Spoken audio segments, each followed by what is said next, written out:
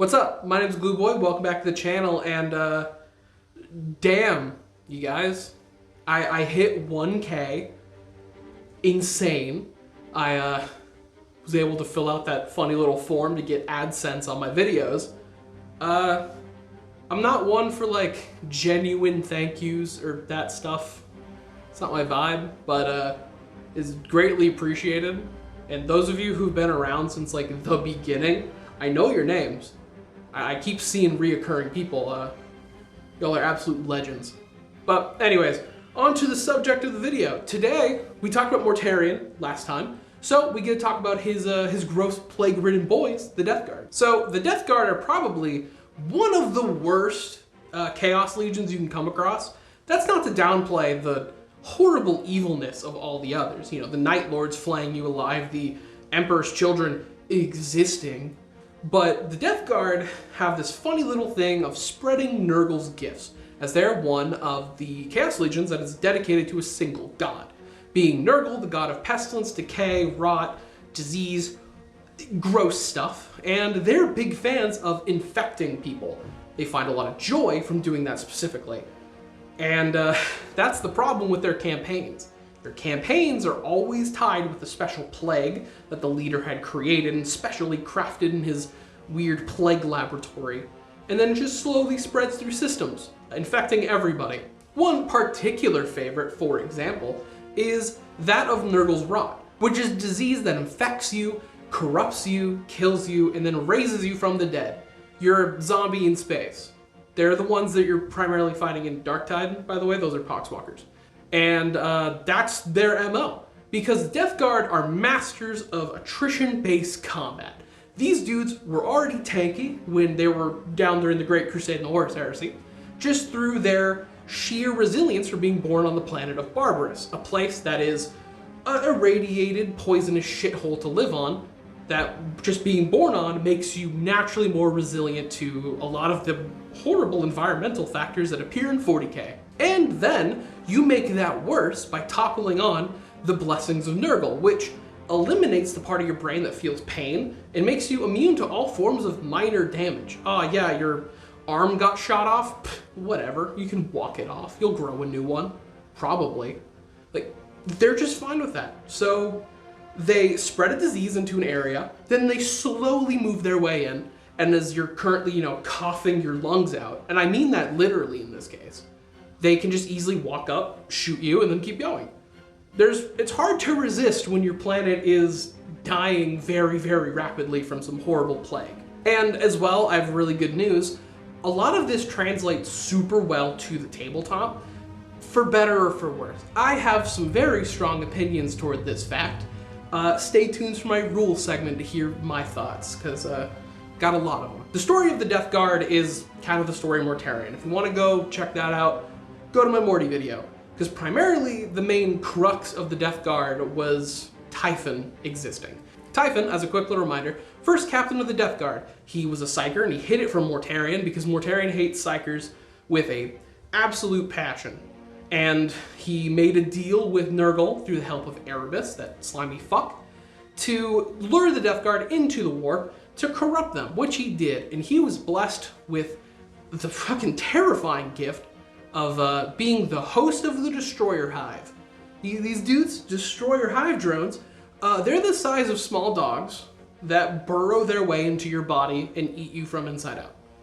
And those are living inside a Typhon, now renamed Typhus, because obviously, gotta have the disease name. And he's going around as one of Nurgle's champions. He is the Ahriman, the Lucius, the Karn. That's him. And as well, he has a delightful little thing. He is the leader of the Terminus Est, which is, there's this ship, this primary flagship. You're looking at that right, that's a ship covered in fur. Disgusting. And honestly, that's the strongest point of the Death Guard. Their fucking aesthetic is on point. Love him or hate him, Nurgle has one of the strongest just aesthetics in Warhammer. Everything's all like disgusting, festering, boiling. The writing for any Nurgle-based thing is disgusting to listen to, and that's what they like it. And all of their unique shit is like this in rules. really well painted, like 40k Death Guard stuff is so fun. Or you can get to the extra weird stuff with the Great Clean one, or you can do that. But since Nurgle and the Death Guard have one of the strongest aesthetics in 40k, what better to talk about the unique things you get by playing Death Guard or becoming a fan of the Death Guard? Because they don't have a super strong story, admittedly. I think a lot of what makes a Death Guard is their style, what they get, all that fun stuff. Because honestly, that's what the Death Guard are. My job here for the Death Guard isn't to tell you a really sad story of the Legion, go over the characters. A lot of it is really me selling you on why the Death Guard look the coolest. So first up are their unique Terminators, the Death Shroud Terminators, which are the coolest looking Terminators in the game, other than the rubric ones.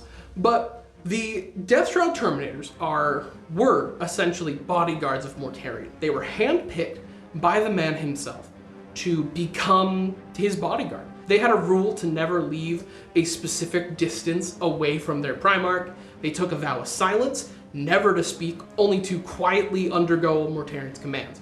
That has changed ever since Morty got the whole moth treatment. They now can talk, and they're now used as emissaries. The Death Shroud will go and actually take part in certain plague companies and be almost like a representative of Mortarion, only speaking to utter his orders that he would give or has given. And also, like, just look at them. They got their big ass sides, the Man Reapers, and they are horrible to deal with in lore and in tabletop. For another fun thing, we have the Tallymen. The Tallymen are obsessed with counting, specifically counting in 7. Every single Chaos God has a special number that is very important to those most obsessed with the Chaos Gods. And they're specifically 7. They count a lot of things in 7. They count woes, they count the horrible plagues they spread, they count the bolters shot, the enemies killed, the allies killed, and through this fervorous counting of the number 7, they can actually manifest things into reality from Nurgle himself. Or, in tabletop terms, they give you an extra command point and they make you shoot a little better. Lastly, we have, now this technically isn't a pure Death Guard unit, so don't at me here. But they're widely used by the Death Guard, they rule, they're really fun on tabletop, so look at them. This is going to be the Beasts of Nurgle. Now these creatures, these horrific slug monstrosities, are the pure epitome of a walking plague. Every part of them will kill you. They excrete this slime that will paralyze you at a touch. They leave a trail of just almost like acidic goop that will kill you by touching it. They are giant, festering monstrosities, and they are also the kindest thing in 40k. Now, these giant monsters have the mentality and the personality of a puppy, and all they want to do is play with friends. And that's the thing with them. They don't actually know what they're doing or have any negative intentions. They're the only demons that kind of like humanity, because the Death Guard, what they do is they corral these demons in, and they lure them to a battlefield with land raiders, these trooper speeder tanks, because the Beasts of Nurgle like chasing cars. Then they wheel away, revealing, say, a group of guardsmen, and these Beasts of Nurgles, new friends, and they run over, they start playing, rolling around, picking people up, licking them, and then they all start melting and dying horribly. And then the Beasts of Nurgle look down, notice, all my new friends stop moving. They get a little sad, and then they look around, find a new friend, and go play with them. That's the cycle of the Beasts of Nurgle. It emphasizes the fact that Nurgle stuff is like the nicest group in 40k. They're the happiest, they usually have good intentions in their weird, warped head. Like, Nurgle actually cares about people. He cares about his followers. But yeah, that's enough about the Death Guard. We're gonna go right into their rules. Alright, so the rules. And I have to preface something. Fuck the Death Guard. I fucking hate this army. This army is the least fun shit I've ever played into. Now, I got into 40k with a group of buddies. We all got into it at the same time, picked our favorite armies. One of them picked the Death Guard. And I've played a lot against them as such, and they are the fucking worst. For those of you who've played Magic, I've played a little bit. Like, imagine finding a mill deck, like, constantly. They have the great playstyle, the fantastic playstyle of, oh, your unique things that you can do? No, I turn them off. Okay, I play Custodians. That's my favorite army. Like, hands down. They're the ones I started with. They just naturally reduce your toughness and are tougher. So I'm playing just Space Marines and I got less of them and no shooting. In melee, it's fucking impossible, and I prefer melee armies. So yeah, I fucking hate them. Despite loving them in lore, they are the worst thing ever. And I think a lot of you Death Guard fans get a weird sense of pleasure anytime someone's upset playing you. Though the Death Guard are a bit unlike some of the other Chaos Legions, as they don't really have like a Legion trait or a core thing. Instead, they have a bunch of little things that add up. Specifically, they have really scary stat lines along with a bunch of little buffs. Mainly, one of the big ones you get are contagions. This contagion grows in like size as the game progresses. So when you have enemy units that are inside your contagion range, you reduce their toughness by 1. That's the thing I hate. And then as well, you have certain little other things, like disgustingly resilient, which is a unavoidable subtraction of 1 damage from all sources, except mortal wounds. So essentially, most weapons are now shit fighting into them, like Custodians. As well, all your shit just is naturally tougher, so an extra toughness all around.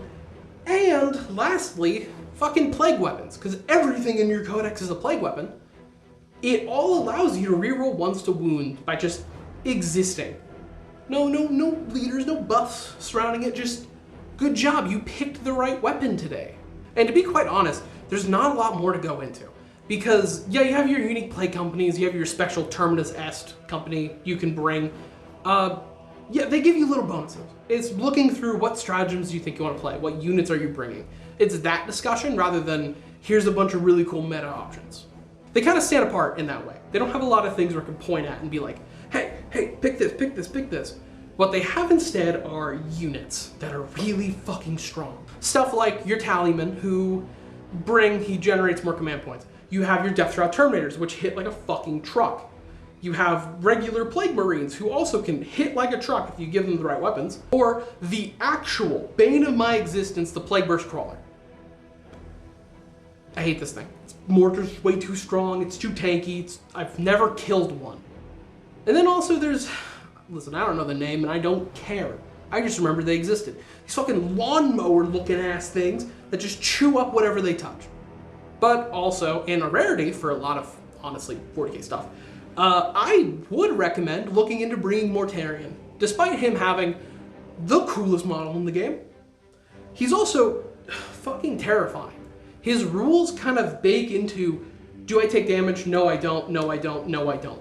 You have like 3 damage mitigation options. I hold up 4, but I don't fucking care anymore. Mortarion is the absolute worst. He doesn't die, he hits like a truck, and the only way to combat Mortarion is by distracting him. You just have to either ignore that he exists, or pull him into such useless fights that he does nothing like of worth. Yeah, I have a lot of experience playing this army, as you can tell. But that about wraps it up. I'm in a really weird energy right now and I need to cut this closed. So if you like this, comment, subscribe, like, do that stuff. See ya.